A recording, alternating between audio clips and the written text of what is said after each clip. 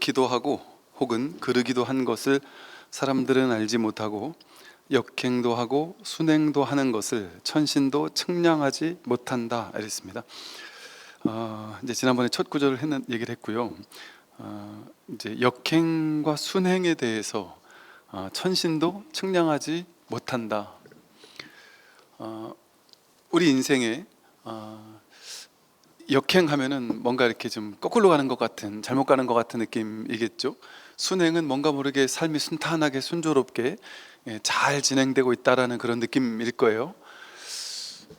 우리는 이렇게 이제 내 인생이 어느 때는 좀 역행이었고 어느 때는 좀 순행이었다라고 생각하고 판단하잖아요.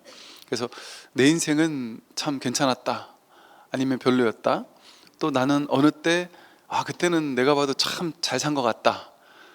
또 어느 때는 너무나 참 부끄러운 과거다, 나는 참 못 살았다.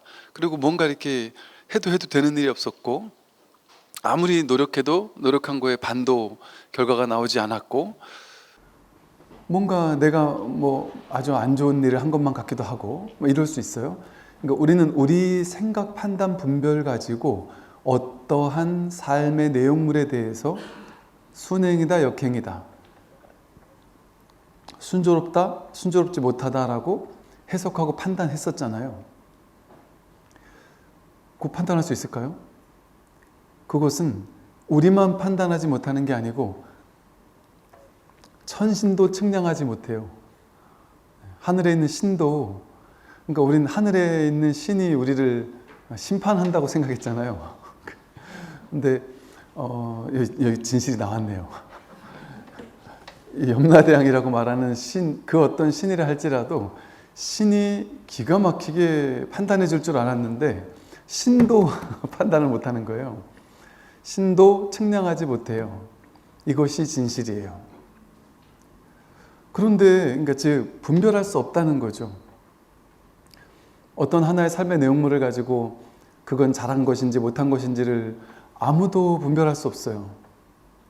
왜 그러냐면 어떤 사람이 보기에는 좋고 어떤 사람이 보기에는 안 좋거나 어떤 사람 입장에서는 그것이 좋은 일이고 어떤 사람 견해는 안 좋은 일일 수 있고요. 똑같은 행동도 어떻게 관점에서 보느냐에 따라서, 어떤 측면으로 보느냐에 따라서 보기 좋은 거긴 하지만 경제적으로는 영 별로라든지 다양한 그 사물을 바라보는 관점이 있잖아요. 경제적 관점으로 볼 수도 있고 온갖 다양한 관점들이 있단 말이에요. 그러니까 어떤 관점으로 보느냐에 따라서 그 일이 좋은 일인지 나쁜 일인지 달라진단 말이에요. 그러니까 분별은 할 수 없다라는 게 이게 천신도 측량하지 못할 정도로 아무도 분별할 수 없단 말이에요. 아무리 똑똑한 하늘나라 신이 와도 판단, 분별, 심판 못한단 말인 거죠. 그런데 아이러니하게도 우리들의 삶의 목표는 어떻게 하면 잘 사는 인생을 살 수 있을까? 어떻게 하면 순조로운 인생을 살 수 있을까? 삶을 역행하지 않고 뭔가 이게 순행하듯이 순조롭게 삶을 살아갈 수 있을까? 그거를 향해서 앞만 보고 달려가잖아요. 그게 우리 인생의 가장 중요한 일이잖아요. 안 좋다라고 역행이라고 판단하는 일은 안 해야지 하고 애쓰고, 좋은 일이라고 생각하는 건 어떻게든 남들보다 더 많이 해야지 하고 애쓰면서 살아가는 게 우리 이제 삶의 모습이었단 말이죠. 근데 그건 불가능해요. 여러분이 누군지를 판단하는 건 불가능합니다. 여러분이 지금까지 살아왔던 삶의 내용물에 대해서 이건 좋은 일이었어, 저건 나쁜 일이었어 라고 판단하는 것은 불가능합니다. 물론 임시 가합으로 인연 따라 잠깐 상대적으로 이게 좋은 일이니 나쁜 일이니 하면, 그러니까 이 일이 좋은 일인지 나쁜 일인지는 판단할 수 없어요. 그런데 이 일에 비해서 이 일은 좋은 일이야 나쁜 일이야 라고 말하면 그때는 말할 수 있어요. 상대적으로만, 임시로. 그 얘기야? 그러면 이거 비해서는 이거는 나쁜 일이지. 이 일에 비해서는 이건 좋은 일이지. 이렇게 말할 수 있는 거예요. 요렇게는 말할 수 있어요. 비교를 통해서는 그게 좋은 일이야 나쁜 일이야, 옳고 그르다, 맞다 틀리다, 잘났다 못났다, 비교해서 상대적으로만 임시로는 말할 수 있지만 그것이 진리는 아니죠. 다른 것과 비교했을 때 임시로 드러난 가치일 뿐이지 정해진 좋은 가치다 혹은 나쁜 가치다라고 정해진 건 아니죠. 이것이 길다거나 짧다고 말할 수 없듯이 인연 따라 길다 짧다라고 잠시 말해줄 수 있는 것이듯이, 그러니까 얘는 가치가 없는 거예요. 얘는 길지도 짧지도 않은 거예요. 그런데 이 세상에 살려면 길다 혹은 짧다라고 말해야 돼요. 말은 할 수 있죠. 그러나 그것이 거짓인지는 아는 거죠. 인연 따라 만들어진 가짜로 화합된 것이라는 걸 아는 거죠. 깨닫는 거죠. 그러니까 거기 물들지 않죠. 집착하지 않죠. 지금 이 얘기는 어찌 보면 맨날 듣던 얘기지만 이 일을 깨닫게 된다는 건 놀라운 일이에요. 지금까지 내가 나에 대해서 판단 내렸던 그 모든 것이 잘못됐구나. 또 이 세상에 대해서 가치를 부여하고 판단 내렸던 그 모든 것이 옳다고 할 수 없구나. 나는 말문이 콱 막혀버리죠. 내가 아는 게 없네? 내가 지금까지 안다고 여겼던 것은 다른 것과의 비교 속에서 이건 짧다, 이건 길다라고 이렇게 상대적으로만 짧다라고 알고 길다라고 알았을 뿐이지, 이거 자체는 긴지 짧은지를 전혀 알 수 없구나. 내가 잘났는지 못났는지를 전혀 알 수 없구나. 내가 인생을 잘 살았는지 못 살았는지를 전혀 알 수 없구나. 내가 좋은 일이라고 여겨서 죽도록 그걸 가지려고 취하려고 애썼던 것이 그것이 정말 가져야 되는 건지 갖지 않아도 되는 건지 난 모르는구나. 엄청난 죄의식 속에 살아왔지만 그게 죄인지 아닌지조차 나는 모르는구나. 아는 것이 아무것도 없네. 상대적으로 다 알지만 그럼 모르는 것도 없어요. 알긴 다 알아요. 그러면서도 그 아는 것이 절대적이라고 믿진 않는 거죠. 거기 속지 않는 거죠. 그러니까 나 자신과 이 세상을 단죄하지 않아요. 나를 못났다 잘났다로 해석할 필요가 없구나라는 걸 깨닫게 돼요. 나는 능력이 없었어. 나는 부끄러운 인생을 살았어. 이런 식의 자기에 대한 해석이 끝나죠. 세상 사람들에 대해서 판단하고 심판하는 일을 멈추게 되죠. 모르는구나. 그리고 이렇게 아는 견해를 가지고 세상을 바라보고 나를 바라보는 게 똑똑한 건 줄 알았는데, 모르는구나 하고 모름으로써 바라보는 것, 그것이 지혜이고 그것이 진정한 사랑이었어요. 내가 아는 줄 알면 이 사람은 좋고 저 사람은 싫어 이러거든요. 그래서 좋은 사람은 사랑하고 싫은 사람은 미워해요. 그래서 좋은 사람 사랑한 걸 가지고 자기는 사랑을 베풀었다고 해요. 그건 사랑을 베푼 게 아니고 비교 분별한 거예요. 그래서 취사간택한 거예요. 한쪽은 좋아하고 한쪽은 싫어한 거예요. 그러니까 그 좋아하는 것은 싫어하는 것과 짝으로 견주어서 일어났던 것이거든요. 그러니까 진짜 좋아하는 게 아니에요. 상대적으로만 좋아했던 거라서 얘는 상대적으로 나쁘다라고 해석되면 반드시 또 싫어할 수도 있어요. 싫다라고 해석되는 순간 내칠 수 있어요. 우린 사랑한다라고 하지만 그 사랑하는 사람이 바람을 피거나 나쁜 짓을 하면 엄청난 분노가 일어나죠. 그리고 반대급부가 같이 일어나요.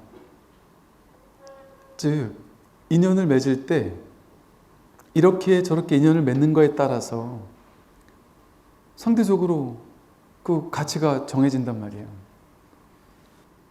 이렇게 우리가 옳다라고 여겼던 일체 모든 가치들이 옳은 게 아니었다? 이걸 옳다고 여기면 우리는 폭력을 자행하게 돼요. 그래서 이 폭력이 없는 삶, 전쟁이 없는 삶을 금강경에서는 무쟁삼매라고 했잖아요. 이 말은 상에 얽매이지 않으면 무쟁삼매라는 말이거든요. 이 말은 평소에는 항상 전쟁 상황이라는 거예요. 항상 전시 상황이죠, 우리는. 왜 그럴까요? 우리 마음속에, 분별의식 속에 좋은 거, 나쁜 거, 옳은 거, 그른 거, 적과 악운이 딱 둘로 나뉘어 있으니까 적은 해치워야 되고 우리 편은 챙겨주고 사랑해야 되잖아요. 그게 어떻게 사랑이겠어요? 그건 전쟁이잖아요. 사랑 이면에 전쟁이 같이 있는 거예요. 내가 좋아하는 사람은 집착하는 대신 싫어하는 사람은 없애버리겠다. 이런 식의 취사간택심이었어요. 근데 우리는 이렇게 취사간택심 중에 취하고 싶은 마음, 애착하고 싶은 마음을 사랑이라고 잘못 배웠단 말이에요. 그러니까 내가 내 자식을 사랑하는 건 이게 사랑일까요? 내 자식은 사랑하는데 내 자식 아닌 건 싫어하잖아요. 내 자식 성적 좋으면 좋은데 내 자식을 무너뜨리고 성적을 더 잘 받아서 걔만 올라가면 걔가 싫어질 수 있잖아요. 그러니까 상대적으로 좋고 싫은 게 생겼던 거죠. 그러니까 그건 사랑이 아니라 증오를 동반하고 있는 반쪽짜리 사랑이었죠. 그러니까 그 사랑은 언제 증오로 바뀔지 몰라요. 그래서 우리가 사랑해서 결혼해 살다가도 이혼하면 완전히 뭐 그냥 남남만 되면 괜찮은데 완전히 그냥 원한이 되잖아요. 근데 요즘 분들은 지혜로워가지고 이혼하고 헤어지고도 친구처럼 또 지낸다고도 그러기도 하는데, 이게 사랑에 대한 잘못된 정의예요. 진짜 사랑은 모르는 데서 와요. 옳다 그르다 맞다 틀리다 둘로 나누지 않고 있는 그대로 보는 거예요. 평등하게 바라보는 거예요. 알 수 없음을 아니까. 안다 모른다 하는 것은 임시로 규정된 가치일 뿐이구나 라는 걸 알면 알 필요가 없어요. 이게 바로 무분별심이에요. 분별지가 아니라 무분별지. 분별하지 않는 데서 오는 지혜. 이게 진짜 지혜고요. 이 무분별지라는 반야 지혜, 이것이 바로 동체 대비심이라는 진정한 자비심이에요. 연민심이고. 아무리 많은 베품을 실천했어도 베풀었다는 생각이 없단 말이에요. 내가 있고 너가 있어서 내가 너한테 베풀었어 하면 베풀었다는 생각이 있는데, 다 난데 어떻게 내가 너한테 베푼 게 있겠어요? 베풀고 나서 베풀었다라고 뭔가 바라는 게 있겠어요? 있는 그대로를 바라보면, 나다 너다 하는 분별 없이 바라보면 어떨까요? 요건 나고 남이야 이렇게 생각하면 나한테 도움되는 사람과 도움되지 않는 사람을 둘로 나누고요, 나와 너를 둘로 나누고요.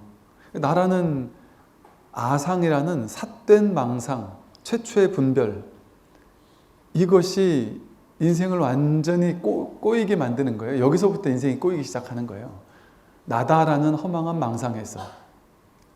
근데 그 나다라는 게 실제가 아니고, 이 몸이 실제 나잖아요, 이렇게 생각하지만 그게 생각이라니까요.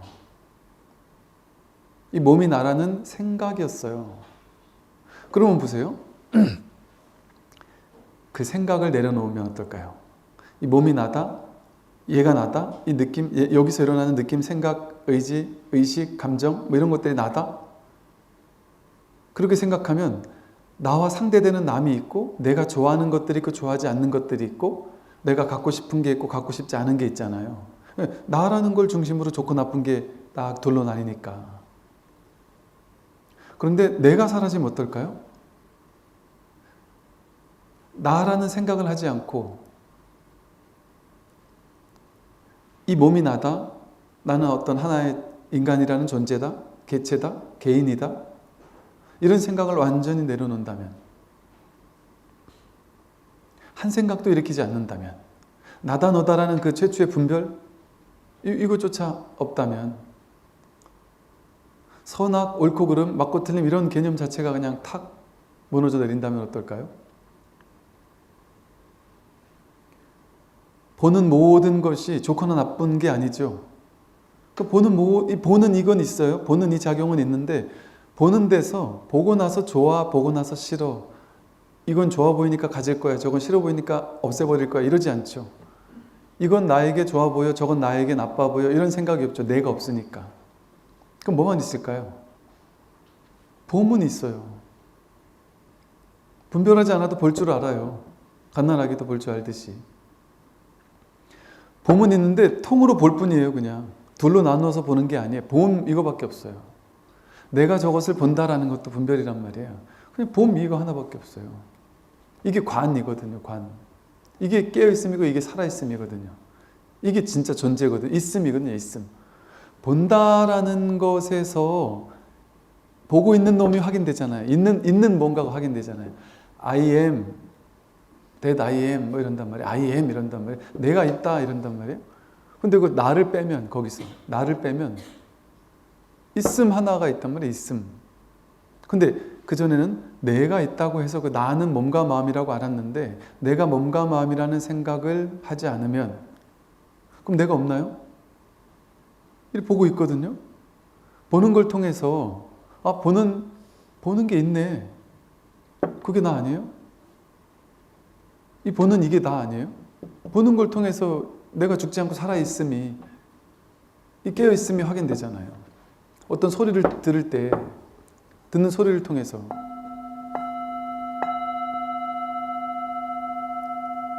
듣고 있는 자기가 있다는 것이 확인이 돼요. 그런데 여기에 내가 이렇게 생긴 사람이다.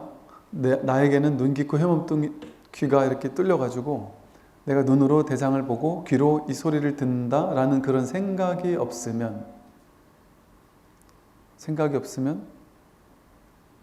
그냥 이것뿐이죠. 이게 하나로 통으로 드러나죠. 내가 누군지를 아예 모르면, 내가 누구다라는 그런 분별, 망상, 생각이 없으면 아무것도 없나요? 뭔진 모르는데 없진 않아요. 내가 누군진 모르겠어요. 내가 뭔진 모르는데 뭐가 있어요. 이렇게 보고 있고 이렇게 듣고 있단 말이에요. 이게 나 아닐까요? 이 몸이 나야 라는 그 생각이 없으면 지금 있는, 이렇게 살아있는, 깨어있는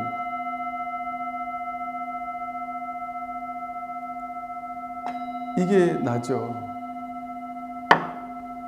근데 그 분별 때문에, 그 지긋지긋한 지독한 분별 때문에 내가 저 소리를 듣는다라는 이 자동적으로 올라오는 이 분별을 굳게 쥐고 있으니까, 나라고 이렇게 딱 쥐고 있으니까 다 내가 한다고 하는 거예요. 내가 본다, 내가 듣는다, 내가 말하고, 내가 생각하고, 내가 행동하고.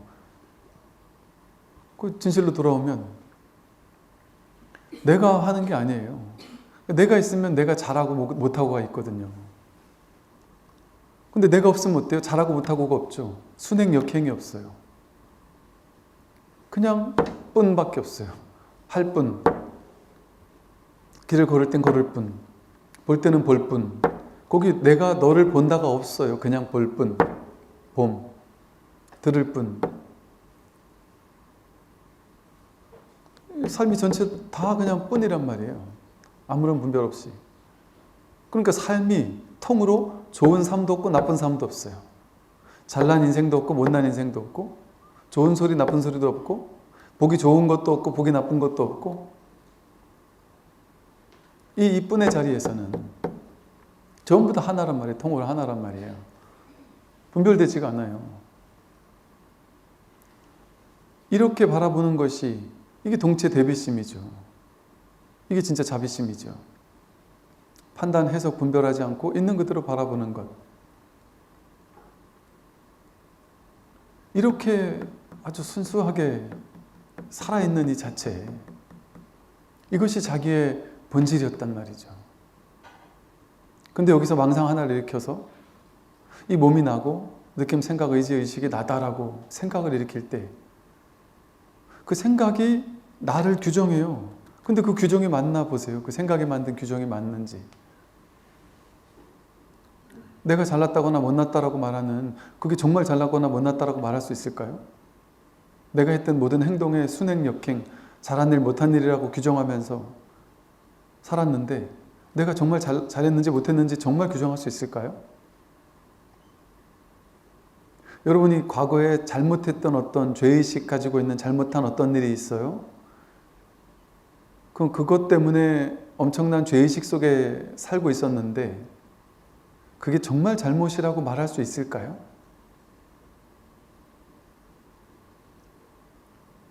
인연 따라 상대적으로는 잘못이 맞아요. 인연 따라 상대적으로는 잘못이 맞아요. 근데 그 어떤 행위만 가지고 그게 잘못인지 어떻게 말할 수 있어요? 사람을 죽이면 무조건 잘못인가요? 태풍우가 몰아치면 꼭 몇 명씩 죽어요. 그럼 태풍우를 하는 놈들은 다 나쁜 놈들인가요? 죄의식을 엄청나게 안고 있을까요? 태풍우가 죽인 그건 어디 가서 누가 보상해 주죠? 누가 죄의식을 안아야 되죠? 너무나 자연스럽게 사람은 그냥 태어나서 늙고 병들고 죽는 거죠. 사람이 죽는 것은 괴로움이고 두려움이고 무서운 일이고 탄생은 축복할 만한 일이다? 이거 엄청난 말도 안 되는 발상 아니에요? 정말 억지스러운 생각 아이디어 아니에요? 우리의 양면이잖아요. 이 존재는 생로병사가 그냥 자연스러운 거잖아요. 봄에 꽃이 피는 것과 가을에 낙엽 떨어지는 게 다르지 않잖아요. 그냥 그 낙엽의 어떤 연주 같은 거예요. 아침에 꽃을 피우고, 봄에는 꽃을 피우고, 여름에는 우거졌다, 가을에 단풍을 들었다가 겨울에 떨어지는 게 그냥 그러고 나서 그 다음에 또다시 피고,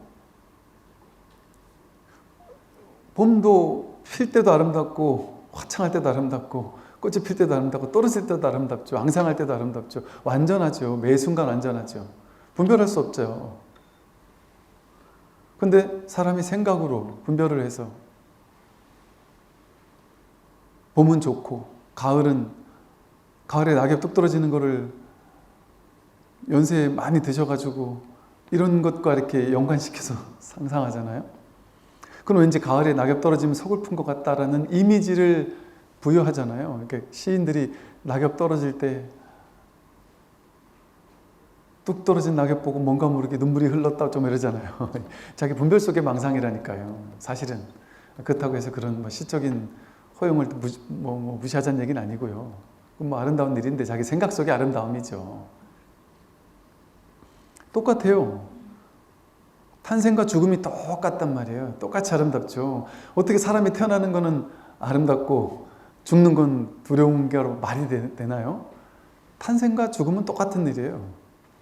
그리고 사실은 죽는다라는 생각이 있을 뿐이지 어떤 특정한 이미지를 가지고 이 몸이 완전히 사라질 때를 죽음 이렇게 우리 해석했을 뿐이지 사실 해석을 달리하면 조금 더 지혜로운 방식으로 조금 다른 방식으로 해석을 하면 그것만 죽음일까요? 매 순간 세포가 죽고 탄생하고 그건 탄생과 죽음 아닐까요? 매 순간 지금 여기에 탄생과 죽음이 동시에 있지 않나요? 한 생각 일으키지 않으면 나도 없어요.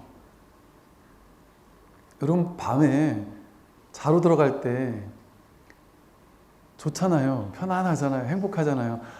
이제 좀 쉬자 하고 힘들어 하고 그냥 침대에 탁 누울 때 신나잖아요. 행복하잖아요. 죽으러 가는 게 이렇게 행복한 일이란 말이에요. 여러분 꿈도 없는 깊은 잠에 빠져 있을 때 여러분 어디 있었어요? 생각은 침대 위에 있었죠 이렇게 말하죠. 근데 그건 그 몸뚱아리를 나라고 생각할 때 그 침대에 있었어 이 말이 나오는 거죠. 그 몸뚱아리는 내가 아닌데요. 근데 꿈도 없는 깊은 잠에 빠졌을 때는 꿈도 없었으니까 나다라는 생각이 없어요. 내가 사람이다라는 생각이 없어요. 내가 이런 존재야, 몇 살이야 이런 생각이 없어요. 꿈에는 나이가 없잖아요. 나이도 막 들쭉날쭉 하잖아요. 같은 꿈 속에 나이가 왔다 갔다 하는 거 아세요? 그냥 꿈을 꿨는데 갑자기 학창시절 막 시험 앞둔 사람처럼 바들바들 떨면서 시험 보는 두려움에 막 떨고 있어요. 나이 40, 50 돼가지고 20대 때 시험 보던 그 기억이 갑자기 나서 버들버들 떨다가 또 좀 있다가 갑자기 다른 일이 생기고 또 지금 나이 또래로 또 돌아온 일이 생기고 어릴 때 같이 시험 보는 친구하고 막 벌벌 떠면서 시험 준비했어. 그러니까 친구가 안 했다 그랬는데 나도 안 했어. 미치겠다 하면서 둘이 바들바들 떨고 있는데 뒤에 친구한테 너는 했어 하고 뒤를 딱 돌아보면 50대가 된 우리 과장님이 거기 앉아 있단 말이에요. 막 뒤죽박죽으로 그냥 분별의식이 그렇게 왔다 갔다 할 때 그게 있는 거거든요. 실제는 시간도 공간도 없어요. 여러분 모든 과거가 전부 다 여기서 일어나는 한 생각이잖아요. 여기서 한 생각 일으킬 때만 10대가 있고 20대가 있고 30대가 있고 40대가 있고 꿈속에서 생각으로 꿈이라는 분별을 만들 때 뒤죽박죽 온갖 망상들이 막 튀어나오는 거예요. 그러니까 10대가 됐다, 20대가 됐다, 30대가 됐다 막 2일 갔다가 집 방문 열고 나가니까 막 저 회사가 바로 도착해 있고 별 희한한 일들이 벌어지는 거예요. 생각 속에서는 그렇게 정리되지 않아 있어요. 시간 공간이 착착착 이렇게 이렇게 시간을 따라서 이렇게 이어지지 않아요. 도약해버리지. 그 분별이 그렇잖아요. 우리 분별할 때 그러잖아요. 이 얘기하다가 갑자기 말고 갑자기 뜬금없이 딴 얘기하고 딴 사람들 다 얘기하고 있는데 자기 혼자 머리 쓰고 딴 생각하다가 뜬금없이 딴 말하고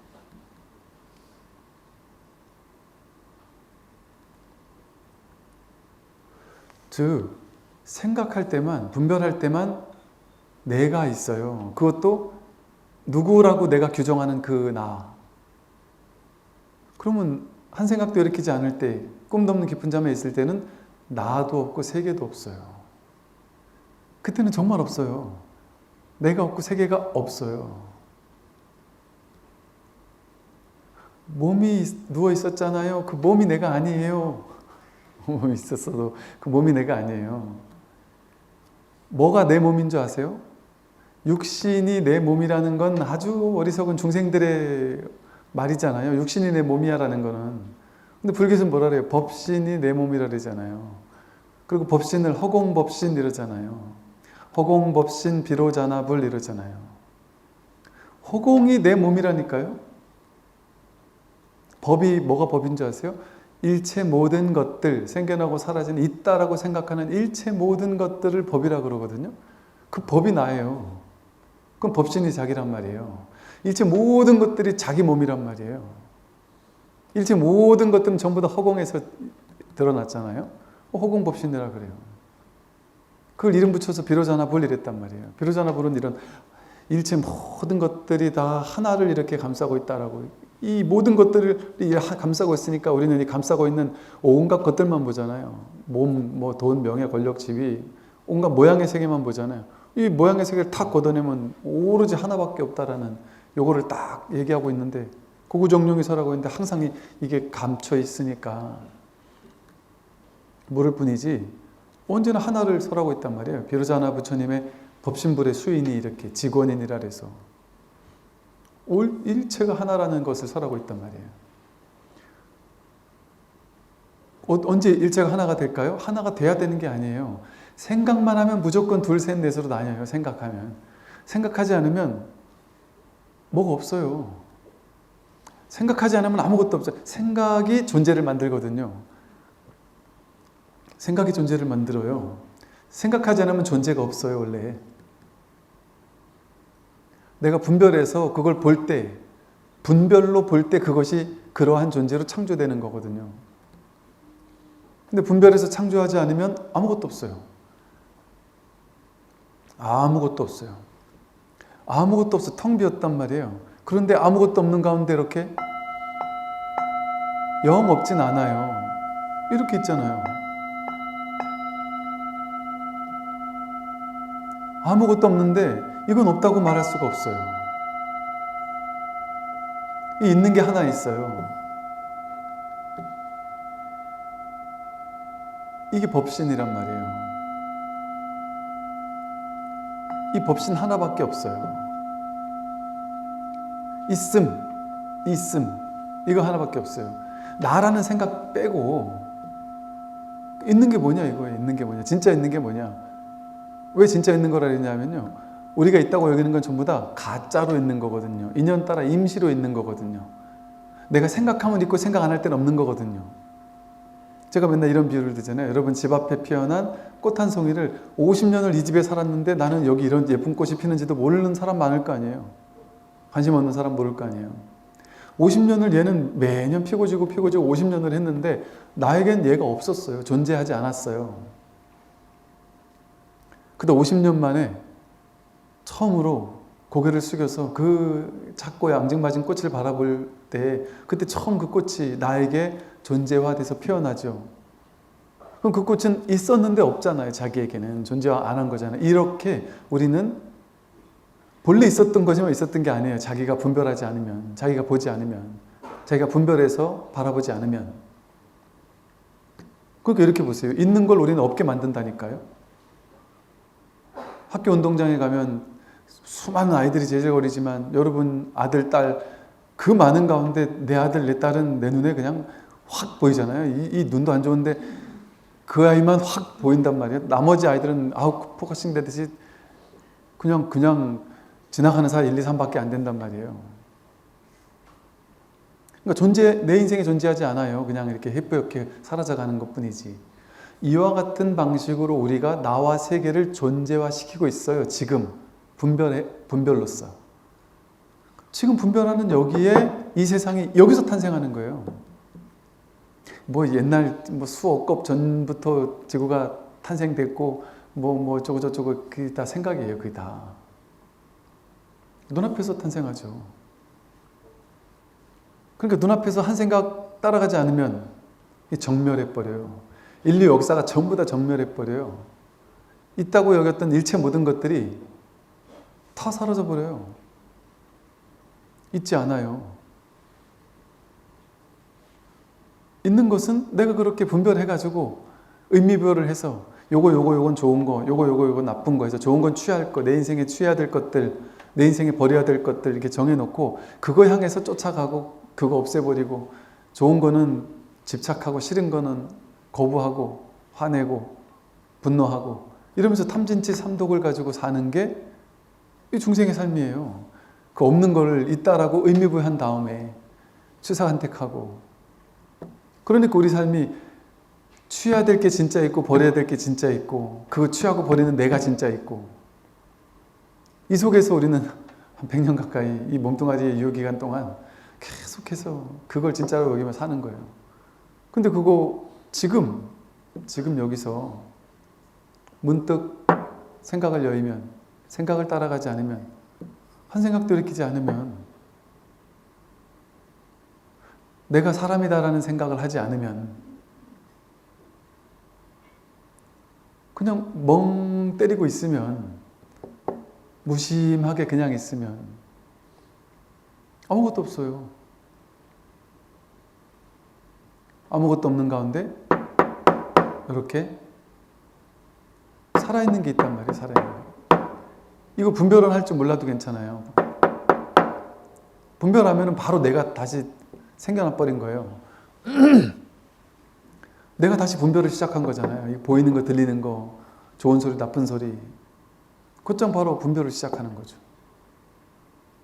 그렇게 하지 않을 때 뭐만 있을까요? 내가 한 생각도 일으키지 않으면 뭐만 있을까요?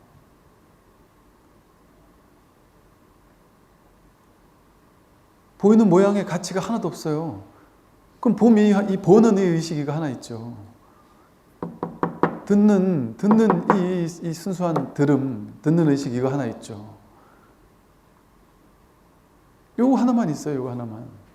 보고 듣고 느끼고 아는 그 모든 것을 다 하는 이 살아있는 생명, 이 순수한 의식, 비추는 거울처럼 비추는 이것이야말로 생겨나지도 않고 사라지지도 않는 거예요. 생겨난 적이 없기 때문에 사라질 수가 없어요. 좋은 것도 나쁜 것도 아니에요. 옳은 것도 그른 것도 아니고 이 세상 모든 것이 여기서 나타난단 말이에요.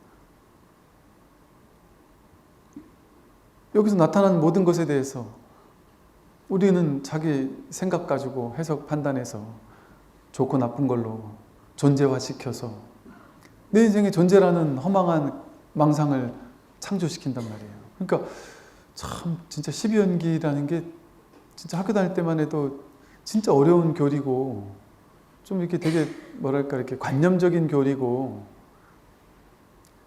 그 어거지로 억지스럽게 짜맞춰야 되는 교리라고 생각했어요. 그리고 모르겠어요. 제가 대학 다닐 때 12연기 교리 이제 공부할 때 교수님들의 설명을 아무리 들어도 모르겠어요. 도저히 모르겠어서 친구들한테 아무리 물어봐도 다 몰라요. 대학원 준비하면서 이거 뭐든지 문제 나오면 다 써야 되잖아요.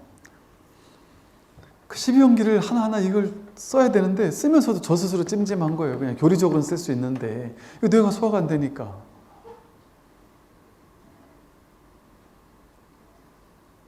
그 교리적으로 써있는 경전에 써있는 그 12연기 내용을 하나하나 봤을 때 와 진짜 도저히 이해가 안 가는 거예요.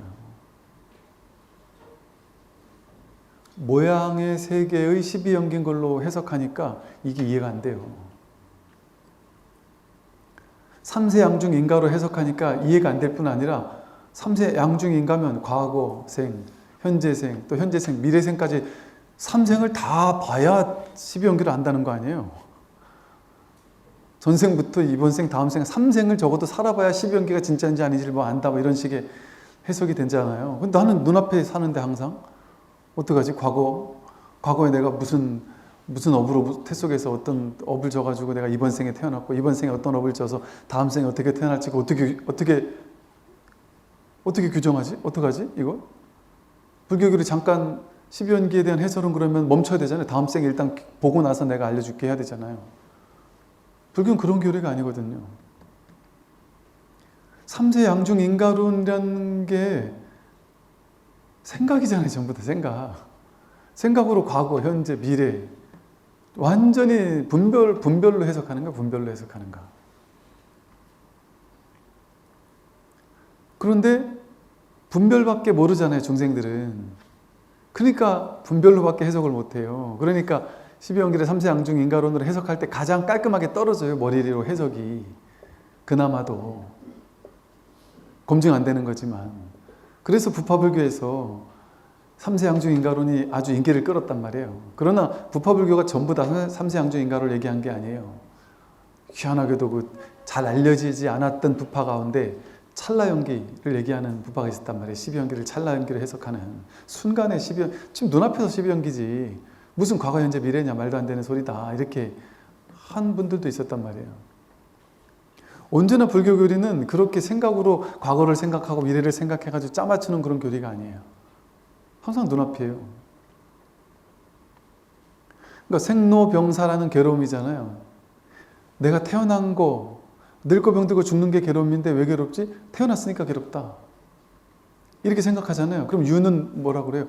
아, 과거 생애부터 뭔가 내가 업유를 가지고 있어서 그게 욕계, 색계, 무색계 가운데 어딘가 태어나게 되고 이렇게 생각한단 말이죠. 그런데 생로병사가 지금 여기 일이에요. 꿈도 없는 깊은 잠에 빠져 있을 때 여러분 생이 없다니까요. 노병사가 없다니까요. 한 생각도 일으키지 않을 때 생도 없고 노병사가 다 없어요. 나도 없어요. 12연기가 딱 정면에 버린다니까요. 아무것도 없어요. 근데 한 생각 일으켜서 이 몸이 나다라고 생각하면 아, 내가 지금 나이 몇 살 먹었구나. 나는 지금 늙고 있구나. 이러다가 병들겠구나. 이러다 죽어가겠구나. 왜 이렇게 이러는 거지? 아, 내가 태어나서 그렇지. 그 태어난 게 몇십 년 전에 태어난 게 아니에요. 지금 태어나는 거예요. 지금 생각 속에서. 생각 속에서 지금 늙고 지금 병드는 거예요. 여러분, 한 생각도 일으키지 않으면 지금 내가 늙었다, 나이 들었다는 생각이 있어요? 여러분 가만히 이래 있으면 늙었다는 생각이 막 항상 막 24시간 유지돼요? 그런 거 없잖아요. 그런 거 없는데 생각해보면 아이고 나도 늙었네 이래 되는 거잖아요. 사실은. 그냥 이렇게 가만히 있을 때 나이 들었다는 생각이 아무도 안 들어요. 그냥 진짜 이팔청춘 같아요. 누구나. 그냥 가만히 있을 때는 전혀 나이 든 생각이 안 들어요. 정말 나이 든 게 아니에요. 그 생각을 따라가지 않으면 나이 든 생각이 없거든요. 그게 자기예요. 이 진짜 자기는 나이 들지 않아요. 나이 드는 건 생각이에요, 생각. 그래서 우리 이제 연세가 드실수록 몇 살이세요? 여쭤보면은 한참 생각하잖아요. 몇 살이세요가 진짜 나의 실존이면 몇 살이세요? 바로 튀나와야지. 어떻게 뭐 생각을 해야 돼요? 요즘은 다 생각을 해야 돼요. 한 3살씩 왔다 갔다 하니까. 저도 지금 한 3, 4년 전부터 계속 같은 나이예요. 나이가 안 먹어요, 지금.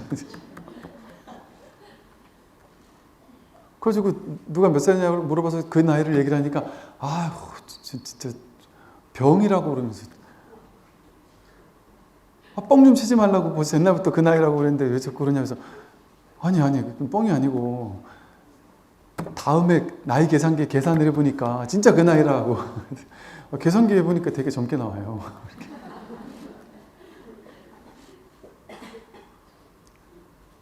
나이가 없어요. 생각할 때 나이가 있어요. 여러분 아플 때도 실제 아픔이 있어요? 그런 병이 있어요? 그 병 내가 생각한 거 해석하고 분별한 거잖아요. 실제 아프다 병 들었다가 있는 게 아니죠. 어떤 알아차림이 있을 뿐이에요, 사실은. 어떤 통증이 이렇게 알아차려질 뿐이에요. 그리고 그것도 그 통증을 이렇게 관할 때 그 통증이 이렇게 비춰질 때 그 통증을 비출 때 아프거든요. 통증이 있네 하고 알아차려지거든요. 근데 통증이 있을 때조차 뭔가 딴 거에 꽂혀가지고 거기에 심각한 일이 벌어졌거나 집안에 뭐 안 좋은 일이 생겼거나 자식이 어디 아프다는 전화가 왔거나 뭔가 또 다른 충격적인 일이 있으면 관심 끊는 일이 있으면 그 통증이 금방 단박에 사라져요. 그 일이 갑자기 내 인생에 딱 존재해 버려요. 통증이라는 건 없어져요. 실제 그렇지 않나요? 그 기가 막히게도 그 통증 관련된 그 책을 몇 권 읽어봤었거든요. 통증에 대해서 이렇게 이 학자들이 쓴 책들이에요. 놀랍게도 학자들이 쓴 책에 통증은 마음에서 나타나는 작용이라고. 이게 도저히 내가 과학자로서 이렇게 말을 쓰면 안 되는데 이게 정말 사실이라고 이렇게 얘기를 해요. 그리고 과학자들이 내가 있다라는 거 와, 내가 과학자로서 이런 말 하면 안 되는데 내가 있다라는 게 이게 거짓이다. 환상이다. 또 인간이 자유의지가 있다라는 거 내가 사람이면 이런 말을 하면 안 되는데 과학자적 소양으로서 아무리 봐도 자유의지는 없다. 나는 없다. 일론 머스크가 내가 시뮬레이션, 가상현실, 시뮬레이션이 아닐 확률이 거의 희박하다. 뭐 이런 식의 표현을 한단 말이죠. 연구를 거듭하면 거듭할수록 점점 더 정교해지면 정교해질수록 이 놀랍게도 불교 교리가요. 깊이 있게 과학을 연구하는 사람들은 그 궁극에서 이 불법을 만난다니까요. 놀랍게. 그래서 신기하게 여러분 그 중세 이전까지 모든 것을 신이 관장하는 시대였잖아요. 모든 걸 다 신에게 맡기는 시대였잖아요. 신이 답을 주는 게 그게 답이었다고 생각하고 살았단 말이에요. 믿으면서. 근데 이후에 이제 뭐 인본주의에 의해서 사람이 자기 스스로 생각하고 스스로 사유하고 이런 게 이제 막 지금까지 이렇게 생겨나잖아요. 그러면서 자기 생각으로 하면서 이제 종교가 완전히 죽어버렸단 말이에요. 왜? 자기가 스스로 생각하고 사유하고 철학하고 해보니까 종교가 이게 말도 안 되는 거였구나. 전혀 논리적이지도 않고 말도 안 되는 거였네. 그러고선 종교가 확 죽으면서 이제 과학 이런 것들이 막 중요해졌잖아요. 그러면서 점점 이제 아주 초고화된 어떤 과학 사회로 접어들잖아요. 그러면서 점점 더 높은 수준의 어떤 과학이 발전한단 말이에요. 그런데 그럴 때마다 놀랍게도 점점 더 이 둘로 나누는 종교, 취사간택의 종교들은 설 자리를 잃게 돼요. 누가 봐도 말을 할 수밖에 없어요. 이렇게 이 똑똑한 사람들이 질문을 하면 그 질문에 답을 못하니까 그냥 믿어 이렇게밖에 못해요. 그런데 놀랍게도 이 불교 하나만은 최고나가는 그 학자분들이 불교를 이 과학을 공부하면 할수록 깊이 파면 팔수록 이게 전부 다 불교 얘기인 거예요.